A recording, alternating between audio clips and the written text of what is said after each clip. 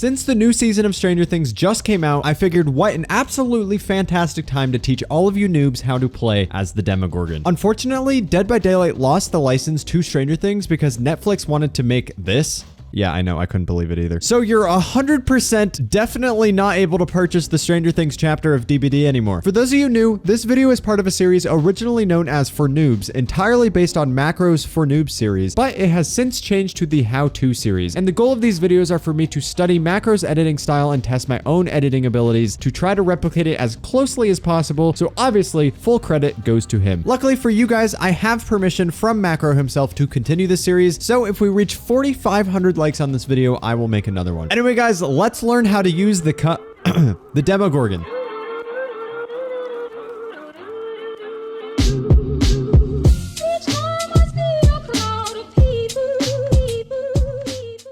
Thick. You see that curve?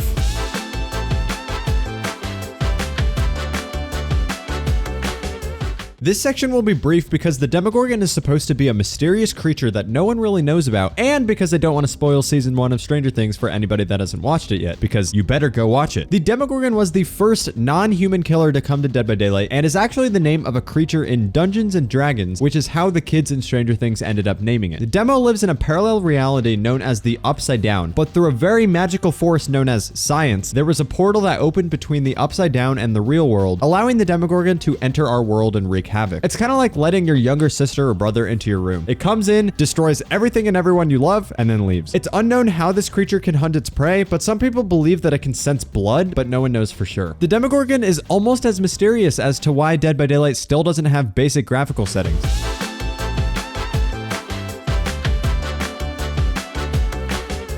Demo's first ability is called Shred, aka this is actually a very basic concept, so a little noob like you should be able to comprehend this. You hold right click and then click left click to cover a large distance very quickly and will hit the first person in that path. The longer you hold it, the further you go. This is such a strong ability for chasing survivors because windows that are normally safe against most killers are no longer safe against a Demogorgon. Take Shaq for example. Rather than trying to M1 a survivor, he can just start to charge his Shred as they round the corner and will be able to hit them if they vault the Shaq window or if they go towards the pallet. And it has a massive hitbox. Okay. Okay. Can I make anything? You can also use his Shred to break breakable doors and pallets from a distance, but if you get stunned by a pallet, it's actually faster to break it normally than to charge your Shred to break it. Pro tip, using his fully charged Shred off of high places like a second-story building or even the hill will allow him to cover more distance in less time. The next part of his power is his portals. Demo starts the game with a bunch of portals that can be placed around the map and can be used to teleport between locations very easily. When you place the portal, it is invisible to all survivors and cannot be closed by them, which is indicated by their white aura. However, if you teleport from that portal to another portal, both of them will become active where survivors can see them and close them, which is indicated by a yellow aura on the portal. Dormant portals only serve the purpose of giving you a location to teleport to, but active portals have the ability to reveal nearby survivors if you charge your Shred, which can be extremely useful for guarding certain areas such as gens or hex totems. When you teleport, every survivor gets a sound cue and will also be able to hear the gushy sounds of you coming out of your portal, but you are given the undetectable status effect for 3 seconds after emerging from the portal, which can really throw off unsuspecting survivors that aren't paying attention. Like you, probably.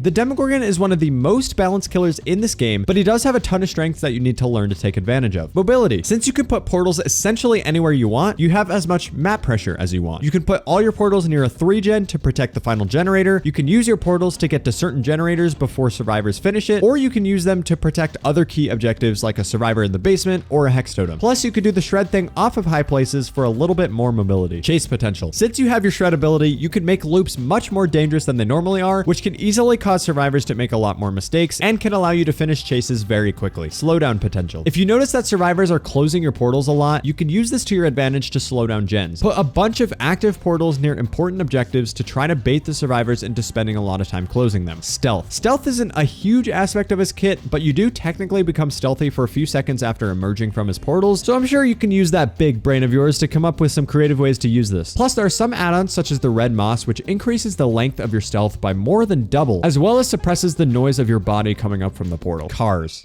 Yes, I know it sounds weird, but on the car loops in the game, the hitboxes on them are so bad that you can use your shred to glide right around them and hit the survivor basically no matter where they are. And lastly, Demo's teleporting ability and easy to use shred attack synergizes really well with a lot of very good perks. His best perk is by far save the best for last because you can get max stacks on him very easily since you can just use your shred on the obsession. He also pairs really well with various gen slowdown perks like Ruin or Pop since he can get to gens so quickly by teleporting. Plus you can easily defend any hex perk with your portals. Corrupt Intervention is another great choice for Demo since it can give you time to set up your portals near the active generators. And lastly, any information perks such as Surveillance, Barbecue and Chili, Bitter Murmur, Discordance, Thrilling Tremors, Tinkerer, Darkness Revealed, Retribution, No Way Out, Overcharge, Floods of Rage, or even Territorial Imperative, if you really want to, can all help you know where to go next with your portals.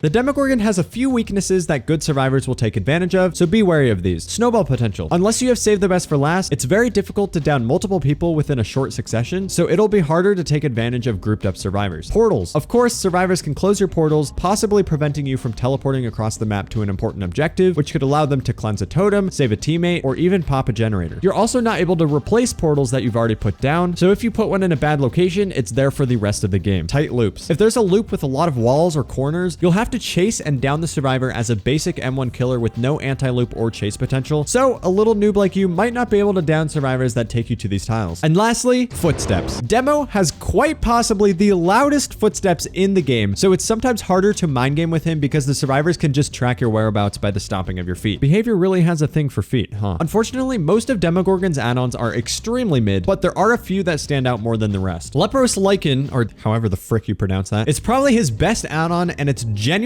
one of the most fun add-ons to use in a 3-gen situation. It lets you see the auras of all survivors on the map while you're traversing the upside down and for a few seconds after you come up from the portal. This is literally Lethal Pursuer whenever you want. It's so good for absolutely no reason. Plus the survivors have zero idea that you can see their auras, so it may throw them off a lot. This also pairs really well with the Red Moss add-on that we were talking about earlier, which makes your undetectable last for much longer, so you can have wall hacks on survivors and they won't know that you're coming. Lifeguard Whistle is an extremely useful add-on, especially if you're running a totem build. It allows you to detect any survivors that are near your active portals without you having to hold your shred, so they're basically little surveillance cameras around the map, which can give the survivors a very rough time trying to cleanse your totems. With this add-on, you'll always know if a survivor goes to a totem, a generator, or even down tight hallways on Larry's, Gideon Meat Plant, or Hawkins Laboratory. Oh wait. Barb's Glasses allows you to break pallets 15% quicker with his shred, which you will be doing a lot anyway, so it's a really nice plus. Blackheart decreases your attack cooldown after hitting a survivor with your shred by 15%, which is basically like having 3 stacks of Save the Best for Last on your shred. He also has an add-on called Rat Liver, which used to be his best add-on, but then they nerfed the add-on and buffed Demo's base kit, but this is still a useful add-on. It basically makes it so that you don't slow down as much when you're charging your shred, which can allow you to preemptively charge your shred around corners and get longer distances without that much of a penalty. And the last good add-on is Muse Guts, which simply gives you 1 additional portal and decreases your attack cooldown for missed shreds by 11%.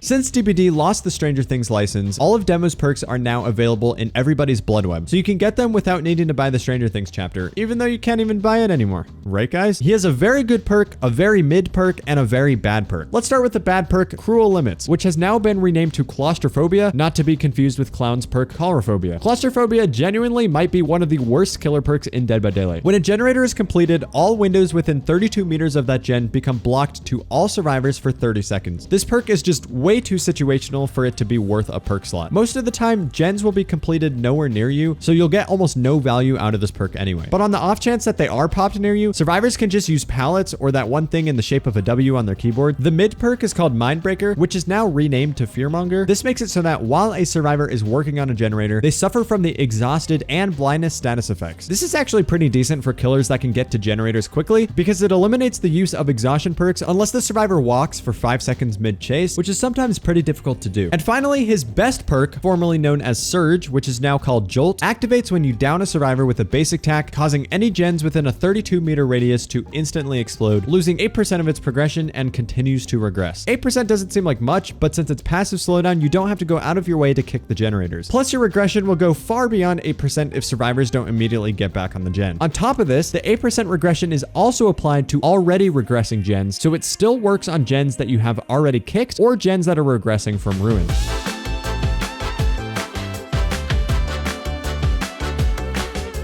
The Demogorgon is not only the cutest, but one of the most balanced killers in Dead by Daylight. He has counterplay on both sides, and I don't know a single person who does not enjoy playing as or against him. You're able to shut down loops really quickly with his shred, and can even use his shred to gain a ton of distance off of high areas. You're also able to get anywhere on the map super quickly as long as you set up your portals in good positions. Plus, you can occasionally get some really useful information from your portals, which can help you get a lot of value out of some perks. However, it's difficult for Demo to slug properly because he can't down multiple people quickly, and it's sometimes difficult for you to mind game survivors since they can usually hear your loud footsteps. But he does have a few good selections of add-ons that can make you do things just a little more efficiently, which is exactly what add-ons should do. He has a low skill floor, but an extremely high skill ceiling. So in conclusion, I'm going to say that the Demogorgon is pretty easy for noobs. If you guys want me to make more of these types of videos, go drop a like and then comment how to something down below. Again, this can be a killer or a survivor, or even more specific things like perks, maps, or offerings. Let's try to hit that goal of 4,500 likes and I will make another one. Also, come follow my Twitch where I stream every Tuesday at 1 p.m. PST. But anyway, that's it for this video, so I'll catch you later, ya noob.